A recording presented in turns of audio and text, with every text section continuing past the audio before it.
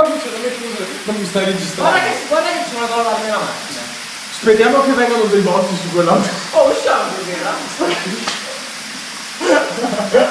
Oh, ordiniamo una pizza. No, ma mi hai registrato mentre lavo come una donna. Ordiniamo una pizza. Ce la porto sicuro.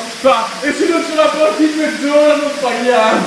Guarda quanta cazzo ne viene giù, guarda. Guarda quegli stronzi.